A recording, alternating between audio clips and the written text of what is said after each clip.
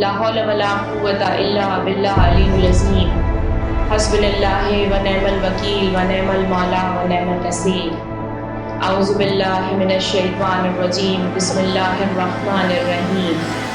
اللہم کل ولیک الحجۃ ابن الحسن صلواتک علیہ وعلی آبائہ فی ہذہ الساعۃ وفی کل ساعۃ ولییا وحافظا وقائدا وناصرا ودلیلا وعینا حتی تسکنہ ارضک طوعا وتمتعہ فیہا طویلا.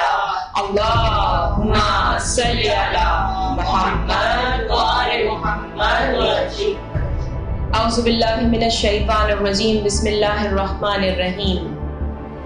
الحمد للہ رب العالمین والصلاة والسلام علی سید الانبیاء والمرسلین خاتم النبیین سیدنا نبینا شفیعنا طبیب قلوبنا ابی القاسم محمد. اللہم صلی علی محمد وآل محمد وأہل بیتہ الطیبین الطاہرین المعصومین المظلومین. اما بعد فقد وقال اللہ تعالی فی کتابہ المبین قولہ الحق. اعوذ باللہ من الشیطان الرجیم. بسم اللہ الرحمن الرحیم. اقرا. صلوات. اللہم صلی علی محمد وآل محمد وسلم. خداوند تعالی نے ہمیں توفیق عنایت فرمائی ہے کہ آج اس فرش عزا پر ہم واپس آ گئے ہیں.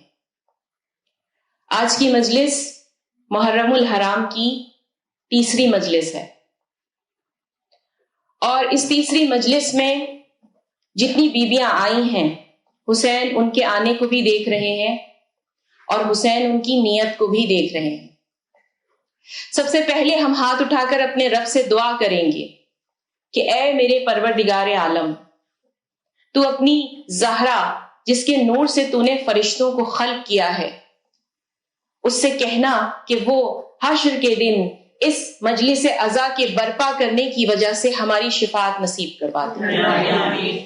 بی بی فاطمہ الزہرا سے یہ دعا کروا دینا کہ آج اگر ہم میں سے کوئی بھی اس مجلس عزا کا حق ادا نہ کر سکے تو ہمیں معاف فرما دے.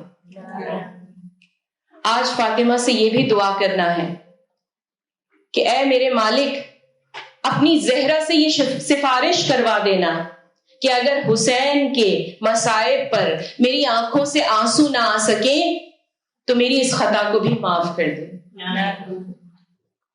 ہم جب مجلس عزا میں آتے ہیں تو مجلس عزا میں آنے کے بعد پہلا ذہن میں خیال آتا ہے وہ یہی آتا ہے کہ کہیں نہ کہیں کسی کونے میں ہمارے نالین کے پاس، ہماری چپلوں کے پاس سیدہ زہرا بیٹھی اپنے بیٹے کا پرسہ لے رہی ہیں. مجھے یقین ہے کہ آج بھی ضرور سیدہ کہیں نہ کہیں کسی نہ کسی بیوی کے ساتھ کسی نہ کسی انسانی شکل میں موجود ہے. اس لیے ہمیں اس فرش عزا کا سب سے پہلے تو احترام کرنا چاہیے. آج میرے دل سے بس ایک بات نکل رہی ہے کہ جب محرم سے پہلے ہمیں یہ پتا تھا کہ مجلسیں نہیں ہونے والی تو ایک عجیب سی بے چینی تھی دل کے اندر، ایک عجیب سی بے چینی تھی، سکون نہیں آ رہا تھا. ایسا محسوس ہو رہا تھا کہ کیسے ہو سکتا ہے کہ سید الشہداء کا اس سال غم ہی نہیں منایا جائے. مگر حالات ایسے ہی نظر آ رہے تھے، ہر جگہ سے نا کی امید تھی، لیکن پروردگار عالم نے زینب کی بات کو سچ کر ڈالا. زینب نے کہا تھا کہ ایک دن ایسا آئے گا کہ حسین کا غم گھر گھر میں منایا جائے گا. ہم کہتے ہیں کہ کورونا وائرس ہمارے لیے زحمت ہے، اللہ تعالیٰ نے ہم پہ یہ عذاب نازل کیا ہے، لیکن میرا دل یہ کہتا ہے کہ اللہ نے یہ ہم پہ عذاب نہیں، یہ بھی خدا کی ایک نعمت ہے. کیسے نعمت ہے؟ تھوڑی دیر کے لیے سوچئے. اگر یہ وائرس نہیں آتا تو کیا آج ہر گھر میں مجلس ہو رہی ہوتی؟ آج ہر گھر میں حسین کی مجلس ہو رہی ہے. کیسے ہو رہی ہے؟ ہمارے فون پر ہو رہی ہے. جس فون کو صرف ہم دنیاوی کام کے لیے اٹھایا کرتے تھے، آج زینب کبریٰ کہہ رہی ہیں کہ اس فون سے ہر گھر میں، ہر گلی میں، ہر محلے میں، ہر شہر میں، ہر دنیا میں مجلس ہو رہی ہے. جناب زینب علیہ السلام آواز بلند صلوات اللہم صلی علی محمد وآل محمد وعجل فرجہ. یہ معجزہ ہے حسین کا معجزہ کہ جو چیز ناممکن ہو اسے حسین ممکن کر دیتے ہیں. تو جب ہم اس مجلس میں آتے ہیں تو اس ذہن کے ساتھ آئیں، اس جوش کے ساتھ آئیں کہ ضرور زینب یہاں پر ہماری دعاؤں کو قبول کریں گی. اس مجلس کے عشرے میں جو ہمارا یہاں پر ٹاپک ہے، 2 ٹاپک ہیں، ایک ٹنا جماعت میں ہے اور ایک یہاں پر ہے. یہاں پر جو ہمارا ٹاپک ہے وہ یہ ہے کہ ایمان کے ساتھ اہل بیت سے کیسے محبت کریں گے. قرآن اور اہل بیت کیا ہے؟ قرآن اور اہل بیت کا آپس میں رشتہ کیا ہے؟ کل ہم نے اپنی گزشتہ مجلس میں اس بات کو پہچاننے کی کوشش کی تھی کہ توحید باری تعالیٰ کیا چیز ہے، اللہ تعالیٰ کیا ہے، اور دنیا میں اللہ تعالیٰ کس طرح سے ہم دیکھ کر پہچان سکتے ہیں کہ پروردگار عالم کیسا ہے، اور کیا پروردگار عالم کے ساتھ رہ کر اس کی نعمتوں کا شکر ادا نہ کریں تو ایسے کمزرف تو ہم ہو ہی نہیں سکتے. آج میں آپ کے سامنے ایک نیا پہلو پیش کروں گی کہ جب انسان رب کائنات کو پہچان لیتا ہے، یعنی اس کے دل میں یہ احساس پیدا ہو جائے کہ واقعی اس کو اللہ تعالیٰ نے دنیا میں بھیجا ہے، اس کائنات کو خلق کیا ہے، اس کائنات کے اندر ایک ایک چیز جو موجود ہے وہ اللہ تعالیٰ کے ہونے کی دلیل ہے، اللہ تعالیٰ کے ہونے کا ثبوت ہے. پھر اس کے بعد دوسری منزل آتی ہے کہ ہم یہ جاننے کی کوشش کریں کہ خدا نے ہمیں کیوں خلق کیا ہے. ہر انسان کو اپنے اندر تنہائی میں بیٹھ کر گوشہ نشینی ہو کر یہ جاننا ہے کہ رب کائنات نے مجھے کیوں خلق کیا ہے، رب کائنات نے آپ کو کیوں خلق کیا ہے، کیا وجہ تھی کہ اللہ تعالیٰ نے ہمیں پیدا کیا. اور اس کے لیے سب سے پہلے ہم اپنے آپ کو جب غور کریں گے تو ہم سوچیں گے کہ جب ہم چھوٹے سے تھے، بالکل چھوٹے سے اپنی ماں کے شکم میں موجود تھے، تب بھی رب کی حمد و ثنا کر رہے تھے. اور جب رب کائنات نے ہمیں اس دنیا میں ظاہر کیا، ہمیں اس دنیا میں پیدا کیا، تو اٹھتے ہی جب دنیا میں آتا ہے بچہ تو پہلی آواز میں روتا ہے. رسول خدا فرماتے ہیں کہ وہ رونا نہیں ہے، وہ اس وقت اپنے رب کی حمد و ثنا کر رہا ہوتا ہے. یعنی اللہ تعالیٰ کہہ رہا ہے کہ تمہیں اس دنیا میں نے عبادت کے لیے خلق کیا، اس لیے خلق نہیں کیا کہ دنیا میں آ کر کھو جاؤ. کبھی محسوس کریں ہر وقت ہر مجلس میں بڑے بڑے عالم ہوں، مجتہد ہوں، یا کوئی ذاکرہ ہو یا کوئی عالمہ ہو، وہ یہ کہہ رہی ہوتی ہے کہ یہ دنیا فانی ہے اور دوسری دنیا باقی ہے. تو فانی دنیا میں ہم اتنا گم ہو جاتے ہیں کہ باقی دنیا کو بھول جاتے ہیں. کہتے ہیں کہ جب انسان مرتا ہے اور قبر میں جاتا ہے تو زندہ ہوتا ہے. یہ امیر المومنین کا قول ہے کہ جب انسان مر جاتا ہے تب وہ جاگتا ہے، یعنی جب سو جاتا ہے قبر میں جا کر تب اس کی آنکھ کھلتی ہے. تو یہ کون سی آنکھ ہے؟ یہ روح کی آنکھ ہے. خدا کہتا ہے کہ جب میں بچے کو دنیا میں بھیجتا ہوں تو وہ پاک و پاکیزہ ہوتا ہے. قدرت اسے پاک و پاکیزہ اور اللہ پر ایمان لے کر بھیجتی ہے. یہ ہم والدین ہوتے ہیں جو اسے یا تو کافر بناتے ہیں یا مشرک بناتے ہیں یا مومن بناتے ہیں. یہ ہم عورتوں کی ذمہ داری ہے کہ ہم اپنی اولاد کو کیا بنا رہے ہیں. کوئی بھی بچہ پیدا ہوتا ہے اسے نہیں معلوم ہوتا ہے کہ وہ کون سے گھر میں پیدا ہوا ہے، اس کے ماں باپ کس دین کو فالو کرتے ہیں، آیا اس کے ماں باپ مومن ہیں یا نہیں ہیں. ہمارا عمل اس بچے کو دکھاتا ہے کہ واقعی وہ مسلمان کے گھر پیدا ہوا ہے، شیعہ کے گھر پیدا ہوا ہے، یا کسی کرسچن کے گھر پیدا ہوا ہے۔ اب ایک مسلمان اگر اپنے آپ کو اس دنیا میں اسلام کے بجائے کسی اور دین کے ماننے والوں کی طرح اپنا عمل کر کے اپنے بچوں کو دکھائے گا تو قصوروار خدا ہے یا ہم خود ہیں؟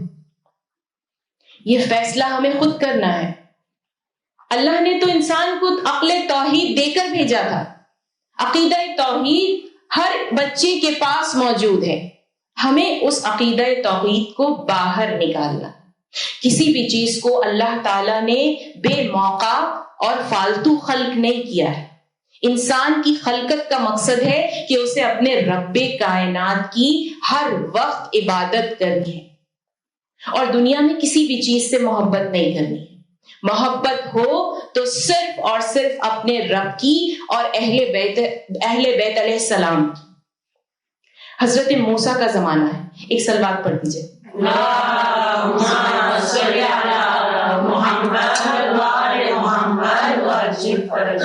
حضرت موسیٰ کا زمانہ ہے، اور یہ میں آپ کو سمجھانے کے لیے ایک واقعہ پیش کر رہی ہوں۔ اس واقعے کا مقصد یہ ہے کہ اندر سے انسان کو کیسا ہونا چاہیے، انسان کا جو ایمان ہے وہ کتنا خالص ہونا چاہیے۔ یعنی زبان سے ہم کہیں بار بار امام زمانہ کا ظہور ہو جائے، امام زمانہ کا ظہور ہو جائے، لیکن واقعی سچ میں جانتے ہیں امام زمانہ کا ظہور ہوگا تو کیا ہوگا؟ جتنا ہم نے حرام کمایا ہے امام کہیں گے یہ سب نکال دو۔ ہم نے دنیا میں جتنے گناہ کیے ہیں نا، امام کہیں گے ان سب کی معافی مانگو۔ اور ہمارے شکم سے جتنے بچے اسلام کے لیے قاتل ہوں گے، امام کہیں گے اپنے ہاتھوں سے ان بچوں کا گلا کاٹ دو۔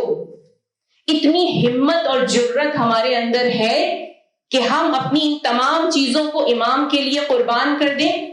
اگر جواب ہاں آتا ہے تو ہم سچے مومن ہیں، اور اگر جواب اندر سے آتا ہے کہ نہیں اور خود بخود اندر ڈر جاتے ہیں، خوف محسوس کرتے ہیں، تو ابھی آپ کے اندر ایمان نہیں ہے۔ اپنے اندر سے ایمان کو تلاش کیجیے۔ جو یہاں ہے وہ یہاں ہونا چاہیے، جو یہاں ہے وہ یہاں ہونا چاہیے، تبھی ہم اللہ کے بندے بن کر امام زمانہ کے ظہور کے لیے الاجل الاجل کہہ سکتے ہیں۔ اس طرح امام کا ظہور نہیں ہوگا۔ کیا آج ہر گلی ہر محلے میں لوگ الاجل نہیں کہہ رہے؟ تو کیوں امام کا ظہور نہیں ہو رہا؟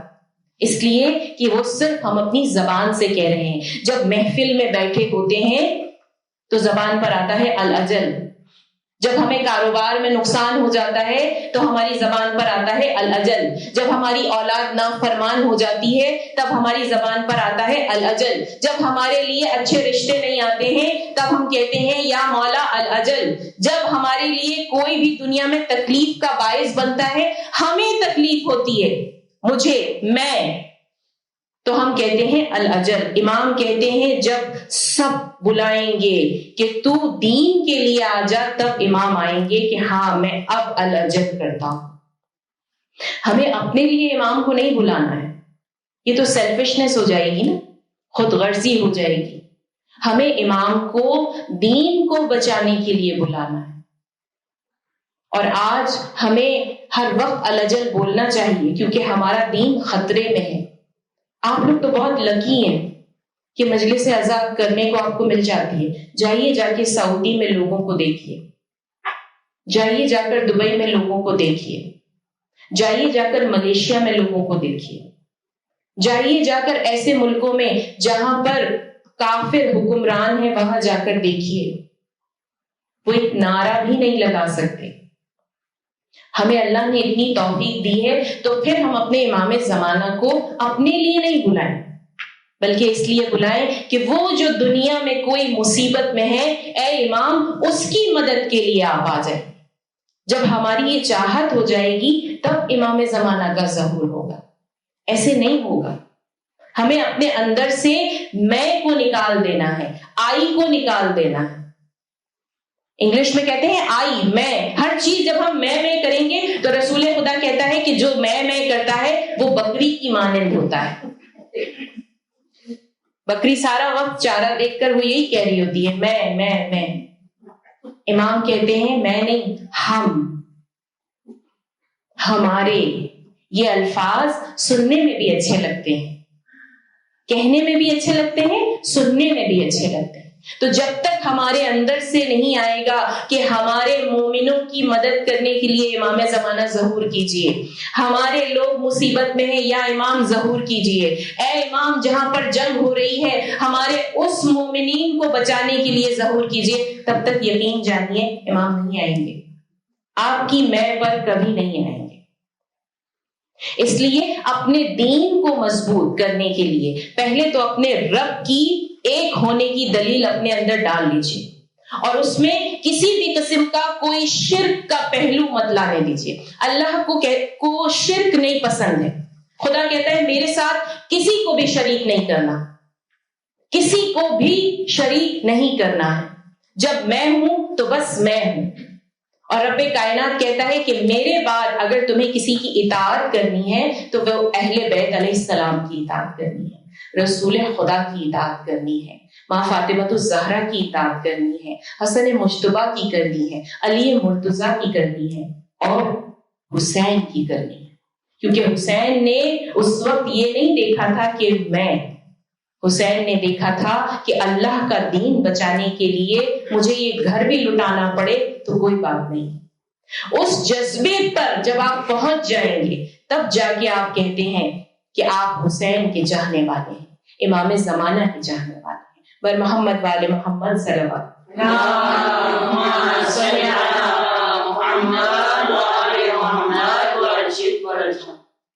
اب حضرت موسیٰ کا زمانہ ہے، اور حضرت موسیٰ کے زمانے میں حضرت موسیٰ بیٹھے ہوئے ہیں اور وہ یہ دیکھ رہے ہیں کہ لوگ آ رہے ہیں جا رہے ہیں. اب حضرت موسیٰ جانوروں کی زبان کو سنتے تھے. میں نے یہ واقعہ ایک دو جگہ پر پیش کیا ہے، واقعی ریکال کرنے کے لیے، تاکہ انسان کا جذبہ جو ہے وہ جوش میں آ جائے. ہم کبھی کبھی چیزوں کو ریپیٹ کرتے ہیں، جیسے محرم الحرام ہر سال آتا ہے ہمارے جذبے کو بڑھانے کے لیے، یاد دلانے کے لیے. تو کبھی کبھی چیزوں کو یاد دلانے کے لیے ہم چیزوں کو دہراتے ہیں. اور خود رسول خدا کا بھی قول ہے کہ زیادہ سے زیادہ نیک چیزوں کو دہرایا کرو. کہا کیوں؟ کہا اس سے ذہن تیز ہو جاتا ہے، تمہاری یاد شکتی بڑھ جاتی ہے. اور زیادہ سے زیادہ کشمش کھایا کرو. کشمش ریزیں ڈرائی والے، ویٹ والے نہیں، گیلے والے نہیں، ڈرائی والے. ایک مٹھی کھایا کرو. کہا اس سے آنکھوں کی روشنی تیز ہوتی ہے، جو پٹھوں کے درد ہوتے ہیں لوگوں کے وہ دور ہو جاتے ہیں. کہا جن کے سینے میں بلغم ہے وہ بھی دور ہو جاتا ہے. اور کہا کہ روح پاک ہو جاتی ہے اور انسان اللہ کی طرف راغب ہو جاتا ہے. کبھی اللہ کی دی ہوئی نعمتوں کو سوچئے، اتنا سا کشمش کا ٹکڑا آپ کے اندر آپ کی روح کو پاک کر دیتا ہے. روحانیت قوی کرتے ہیں کچھ کھانے یہ کھانے سے. حضرت موسیٰ کا زمانہ ہے اور حضرت موسیٰ جانوروں کی بات کو سمجھ سکتے ہیں. وہ ایک طرف سے جا رہے تھے تو انہوں نے دیکھا کہ ایک چھوٹی سی کیڑی ایک چھوٹے سے کیڑے سے بات کر رہی ہے. وہ چھوٹی سی کیڑی جو ہے وہ اپنے شوہر سے ناراض ہو رہی تھی کیڑے سے، اور اس کو کہہ رہی تھی کہ تم جھوٹے ہو، تم جھوٹ بولتے ہو. تو اس نے کہا نہیں، میں تو تم سے اتنی محبت کرتا ہوں، بار بار اپنی محبت کا اظہار کرتا ہوں، کوئی اور میری زندگی میں نہیں ہے. ہم عورتوں کو فکر ہوتی ہے نا کوئی ہماری زندگی میں آ گیا ہے، ہمارے شوہر کی زندگی میں آ گیا. تو اس نے کہا کوئی نہیں ہے میری زندگی میں. وہ ماننے کو تیار ہی نہیں تھی. حضرت موسیٰ نے اس کیڑی کو بلایا اور بلا کر کہا کہ تجھ سے یہ اتنی محبت کا دعویٰ کر رہا ہے، اتنے اچھے اچھے الفاظ تیرے لیے استعمال کر رہا ہے، تو کیسی عورت ہے، تو کیسی کیڑی ہے، کیوں اس کی بات کا یقین نہیں کرتی ہے؟ تو اس نے کہا حضرت موسیٰ سے کہ آپ نہیں جانتے ہیں، پہلے یہ مجھ سے محبت کا اظہار کرتا ہے اور جب میں چلی جاتی ہوں تو میرے پڑوس والی کیڑی کا سے بھی محبت کا اظہار کرتا ہے. یعنی جو یہ کہہ رہا ہے یہ صرف یہاں سے کہہ رہا ہے، دل سے اس کا دل کہیں اور ہے. ہم مومنین کے ساتھ بھی ایسے ہی ہو رہا ہے. ہم زبان سے تو کہتے ہیں حسین کے چاہنے والے ہیں، علی کے چاہنے والے ہیں، امام زمانہ کا ظہور چاہتے ہیں، لیکن دل سے اندر کہتے ہیں تھوڑے دن اور نہیں آئے تو اچھا ہے۔ ایسی عبادت، ایسا ایمان پروردگار عالم کو نہیں چاہیے۔ اسے خلوص دل سے کی جانے والی عبادت، قلب اور روح کی پاکیزہ عبادت کی ضرورت ہے۔ ایسی عبادت کہ جب سید الساجدین کربلا کے بعد پہنچے تھے نا مدینہ، تو بیویاں کہتی ہیں کہ جب وہ وضو کے لیے جاتے تھے اور اپنے لیے وضو کا پانی تیار کرتے تھے، وضو کرتے ہوئے سید السجاد کانپتے تھے۔ صحابہ نے پوچھا کہ آپ کیوں کانپتے ہیں؟ تو کہا مجھے اللہ کا خوف ہے۔ صحابہ نے کہا اللہ نے تو آپ کو بہت نوازا ہے اور اتنا رحم و کرم ہے، آپ اپنے رب سے کیوں ڈرتے ہیں؟ تو کہا جس نے مجھے یہ زندگی دی ہے، جس نے اس کائنات کو خلق کیا ہے، اگر میں اس کے سامنے عبادت کے لیے جا رہا ہوں تو میں یہ محسوس کرتا ہوں کہ وہ لائق عبادت ہے۔ تو جب ہم بھی اپنے رب کے سامنے عبادت کرنے کے لیے جائیں تو ہمیں یہ دل میں خیال رکھنا ہے کہ وہ ہمارا پالنے والا ہے۔ جماعت کی ایک پرموکا سے لوگ ڈرتے ہیں، ایک گھر کو جو چلا رہا ہے، لیکن جو کائنات کو چلا رہا ہے اس کے سامنے ہر روز گناہ کرتے ہیں۔ ہمیں انسانوں کا خوف ہے، خدا کا خوف نہیں ہے۔ ہمیں اپنے رب کا خوف کرنا ہے تاکہ اپنی زندگی کو، جو آخرت کی زندگی ہے، اس کو بہتر بنا سکے۔ اور یہ خوف کس کے دل میں ہے؟ جب امام حسین علیہ السلام کربلا کے بہت قریب پہنچ گئے تھے تو انہوں نے دیکھا، ان کے صحابہ نے دیکھا کہ دور کہیں پر کچھ نخلستان نظر آ رہا۔ نخلستان کیا؟ باغ، جھاڑ۔ تب انہوں نے، صحابہ نے حسین سے کہا کہ مولا ہمیں دور سے کچھ ہریالی نظر آ رہی ہے۔ مولا نے غور سے دیکھا اور کہا کہ یہ ہریالی نہیں ہے۔ پھر کچھ صحابہ نے واپس دیکھنے کی کوشش کی تو اس کے بعد کہا کہ ہاں یہ تو کوئی لشکر ہے، ان کے جھنڈے لہرا رہے ہیں۔ مولا نے کہا یہ 1000 کا لشکر ہے اور پیاسا ہے، عباس اس تمام لشکر کو پانی پلاؤ۔ امام حسین نے 1000 کے لشکر کو پانی پلایا۔ سوچیے عباس کتنا پانی لے کر گئے ہوں گے، کتنے دن کا پانی موجود تھا۔ مگر جب لشکر قریب آیا، مولا نے ایک لعین کو وہاں پر خود اپنے ہاتھوں سے پانی پلایا۔ وہ یہ کہتا ہے کہ میں اتنا پیاس سے کمزوری محسوس کر رہا تھا کہ اپنی گھوڑی کو یہ بھی نہیں کہہ سکتا تھا، اپنی اونٹنی کو یہ بھی نہیں کہہ سکتا تھا کہ زمین پر بیٹھ جا، اتنی بھی طاقت نہیں تھی۔ اس نے کہا کہ حسین نے جب مجھے دیکھا، اپنے مسند سے کھڑے ہو کر اونٹنی کو بٹھایا اور اپنے ہاتھ سے حسین نے اس کو پانی پلایا۔ اور جب پانی پلا دیا تو کہا عباس نماز ظہر کا وقت ہو گیا ہے، چلو ہم نماز پڑھتے ہیں۔ اب وہاں پر حضرت حر بھی موجود تھے۔ آج حضرت حر کے مصائب سنیں گے اور گریہ کریں گے۔ حضرت حر وہاں موجود تھے اور حضرت حر نے کہا حسین سے کہ میں بھی آپ کے ساتھ نماز پڑھوں گا۔ یہ بات اس چیز کی دلیل ہے کہ حسین حق پر تھے۔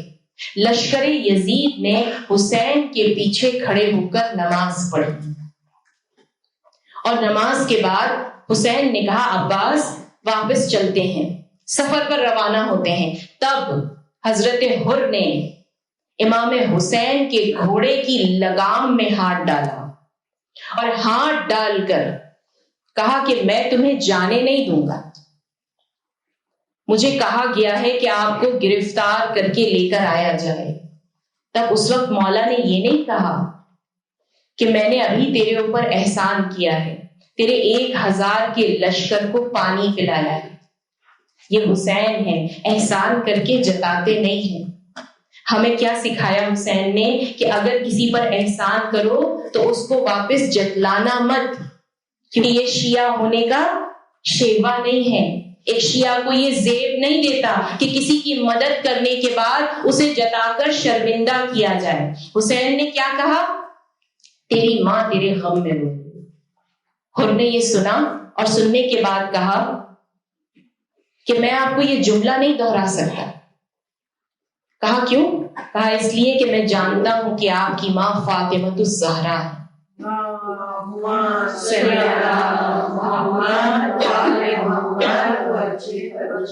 میں جانتا ہوں کہ آپ کی ماں فاطمۃ الزہرا ہیں، اس کائنات کی ملکہ ہیں. حسین نے کہا تیری ماں تیرے غم میں روئی. 2 محرم سے لے کر 9 محرم تک حر حق کی تلاش کرتے رہے. 9 محرم کو انہیں یقین ہو گیا کہ حسین حق پر ہے اور یزید دوزخ کی طرف لے جائے گا. اب عمر سعد کے پاس گئے ہیں اور کہتے ہیں کیا تو واقعی جنگ کرنے والا ہے؟ تب اس نے کہا کہ ہاں، ایک ایسی جنگ ہوگی کہ بازو کٹ کٹ کر گریں گے، سر تن سے جدا ہو جائیں گے، ہم سب کو مار دیں گے.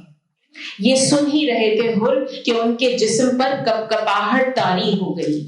حر خیمے سے باہر نکلے تو دیکھا ایک صحابی نے، ایک آدمی نے ان کے لشکر کے کہ حر کانپ رہے ہیں. تو اس نے کہا حر تو 72 سے ڈر گیا ہے؟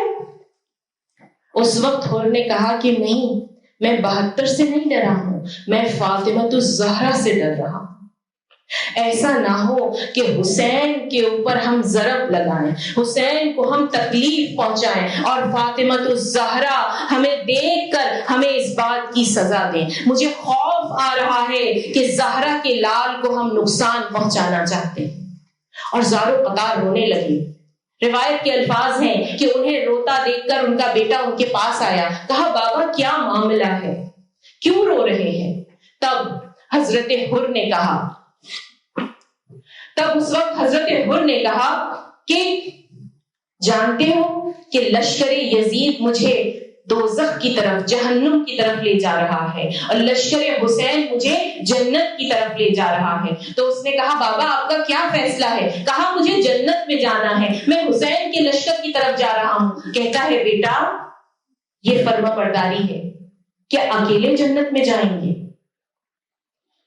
تب حضرت حر نے کہا کہ چلو ساتھ چلتے ہیں. ابھی کچھ قدم آگے بڑھے تھے، تھوڑی ہی دور آگے بڑھے تھے کہ حر کو احساس ہوا کہ جب حسین کو روکا تھا، ان کے گھوڑے کی نالین میں ہاتھ ڈالی تھی تو اونچی آواز میں بات کی تھی.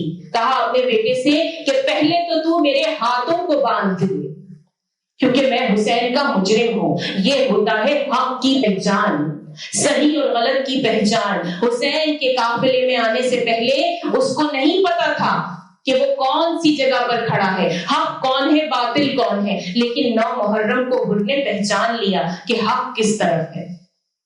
اس نے کہا میرے ہاتھوں کو باندھ دو. بیٹے نے ہاتھوں کو باندھ دیا. پھر تھوڑی دیر آگے بڑھے تو کہا میری آنکھوں میں پٹی باندھ دو. میں نے اپنی آنکھوں کو اٹھا کر مولا حسین کو دیکھا تھا. اب روتا جا رہا ہے، ہاتھ بندھے ہوئے ہیں، آنکھوں میں پٹی ہے، لیکن وہاں میرا حسین، میرا رحمان حسین، اسے پتا چل جاتا ہے، اپنی امامت سے پتا چل جاتا ہے کہ حر ان کے لشکر کی طرف آ رہا ہے، اپنے بیٹے کی طرف کے ساتھ آ رہا ہے. حسین عباس کو آواز دیتے ہیں اے عباس ذرا میرے پاس آؤ، دیکھو حر آ رہا ہے، اسے جا کر بلا لاؤ، یہ میرا مہمان ہے. میرے پیارے مولا، کیسے کیسے لوگوں کو آپ معاف کر دیتے ہیں. ارے یہی تھا نا وہ حر جس نے آپ کی نیلائن پکڑ لی تھی، یہی تھا نا وہ حر جس نے آپ سے اونچی آواز میں بات کی تھی، یہی تھا نا وہ حر کہ جس کی آواز سن کر زینب ام کلثوم ڈر گئی تھی. آج حسین اسے اپنا مہمان کہہ رہے ہیں. آج ہم بھی حسین کے مہمان ہیں، اپنے حسین کے مہمان ہیں. یہاں پر اپنے گریے کے ساتھ اپنے دل کی حاجات پوری کروا لیجئے. فاطمۃ الزہرا آپ کو دیکھ رہی ہیں. معلوم ہے کہ جب گریہ کیا جاتا ہے، مسائل پڑھے جاتے ہیں اور اس وقت اگر دعا کی جائے تو فاطمۃ الزہرا اس دعا کو ضرور قبول کرتی ہیں. یہ وقت دعا ہے، اپنی حاجات کو مانگ لیجئے. اور آ رہے ہیں، حسین کے پاس آئے، حسین کے سامنے کھڑے ہوئے. خود حسین نے ان کے ہاتھوں کی رسیاں کھول دی، آنکھوں کی پٹیاں کھول دی. کہا کہ آج میرے پاس پانی نہیں ہے، تم میرے پاس آئے ہو، میرے پاس پانی نہیں ہے کہ میں تمہاری مہمان نوازی کروں. اور زور زور سے رونے لگے، گریہ کرنے لگے اور کہا اے میرے مولا، اے میرے حسین، اس بات کا مجھے تانا نہ دے، آپ کا پانی میں نے ہی بند کروایا تھا. کہا آپ مجھے معاف کر دیں، اور صرف مجھے معاف نہ کریں، اپنی ماں سے کہیں کہ وہ بھی مجھے معاف کر دیں. تب حسین نے ہاتھ اٹھایا، ہاتھ اٹھا کر کہا اے حر، میں تیرے لیے دعا کرتا ہوں، میں تجھے معاف کرتا ہوں، میرا رب تجھے معاف کرتا ہے، میری ماں زہرا تجھے معاف کرتی ہے، میرے بابا علی مرتضیٰ تجھے معاف کرتے ہیں، میرے رسول خدا رسالت ماں تجھے معاف کرتے ہیں. اس وقت حر کہتا ہے مولا آپ نے مجھے معاف کر دیا، اب مجھے جنگ میں جانے کی اجازت دے. مولا نے کہا اجازت ہے. اپنے آپ کو تیار کرتے ہیں، سر پہ خول پہنتے ہیں، تلوار کو اپنے ہاتھ میں لیتے ہیں، اور اس کے بعد کہتے ہیں مولا جنگ میں جانے سے پہلے میں ان بہنوں سے معافی مانگنا چاہتا ہوں. مولا کہتے ہیں عباس، اسے زینب ام کلثوم کے خیمے کے باہر لے جاؤ. اور خیمے کے باہر جاتے ہیں، عباس آواز لگاتے ہیں، زینب کہتی ہے کیا چاہتا ہے حر؟ کہا بی بی آپ مجھے معاف کر دیں، میں آپ کے بھائی کو گھیر کر یہاں لایا تھا، اپنی ماں زہرا سے میری شکایت نہ کیجیے گا. زینب کہتی ہے میں دعا کرتی ہوں کہ میری ماں فاطمہ الزہرا آپ کو معاف کر دے. ایک مرتبہ حر جنگ کے لیے جاتے ہیں، ایک مرتبہ حر پہلے کہتے ہیں کہ جا میرا بیٹا تو جنگ میں چلا جا، ایسا نہ ہو کہ میں مر جاؤں تو ڈگمگا جائے، پہلے تو شہادت کے مرتبے پر فائز ہو جا. اور اپنے بیٹے کو بھیج دیتے ہیں. ایک مرتبہ ان کا بیٹا گھوڑے سے گر جاتا ہے، زخموں سے چور چور ہے، اور آواز لگاتا ہے بابا میری مدد کو آئیے. اب حر اپنے بیٹے کی مدد کے لیے جا رہے ہیں، اپنے بیٹے کو دیکھنے جا رہے ہیں. جانتے ہیں کیا دیکھتے ہیں؟ میرا مولا حسین، میرا مظلوم مولا حسین حر کے بیٹے کے سر کو اپنی زانوں پر رکھ کر بیٹھا ہوا ہے. حر وہاں پہنچتے ہیں اور کہتے ہیں اے مولا آپ نے کیوں اس کے سر کو اپنے زانوں پر لے لیا ہے؟ آپ نے کیوں میرے بیٹے کو اپنے پاس تھاما ہوا ہے؟ میں تو آپ کا غلام ہوں. ارے چھوڑ دیجیے، ہٹ جائیے، یہ جوان بیٹا اور بوڑھے باپ کا معاملہ ہے. میں کہوں گی حر عصر کے بعد علی اکبر کا لاشا گرا، تب حسین کے پاس کوئی کہنے والا نہیں تھا کہ یہ جوان بیٹے اور بوڑھے باپ کا معاملہ ہے. ارے میں کہوں گی بیویوں آج اپنے رونے کا حق ادا کر دے. حق کیا ہے جانتے ہیں؟ سید السجاد کہتے ہیں کہ حق یہ ہے کہ جب ایک ماں کے سامنے اس کی جوان بیٹی کا لاشا لایا جائے، جس طرح ماں پھوٹ پھوٹ کر روتی ہے، میرے بابا کے اوپر اس طرح سے گریہ کرو. انا للہ و انا الیہ راجعون. الا لعنت اللہ علی قوم الظالمین. بار الہ تجھے اکبر کی جوانی کا واسطہ دیتے ہیں. بار الہ ہماری اس قلیل سی عبادت کو قبول و مقبول فرما لے. بار الہ ہم بہت گنہگار ہیں، زہرا سے اپنے گناہوں کی مغفرت اور معافی چاہتے ہیں. بار الہ ہمارے گناہوں کی مغفرت فرما دے. پروردگار عالم ہم جہاں جہاں پر بھی مجلس برپا کر رہے ہیں، پروردگار عالم ہمارے ان آنسوؤں کو فاطمہ الزہرا کے رومال میں جگہ عنایت فرما دے. بار الہ سید السجاد کا واسطہ دیتے ہیں، جہاں جہاں پر بھی جو بیمار ہیں، تکلیف میں ہے، مصیبت میں ہے، پروردگار عالم ان تمام مومنین کو، تمام مسلمانوں کو دنیا میں جہاں بھی ہیں، پروردگار عالم بی بی فاطمہ الزہرا کے صدقے میں، سید الساجدین کے صدقے میں شفا عنایت فرما دے. پروردگار عالم تو بڑا غفور الرحیم ہے، ہم سب کو حج و زیارت نصیب فرما دے. پروردگار عالم امام زمانہ کی ظہور میں تاجیل فرما دے. ہمیں ان کے لشکر میں شامل فرما دے. ماتم حسین.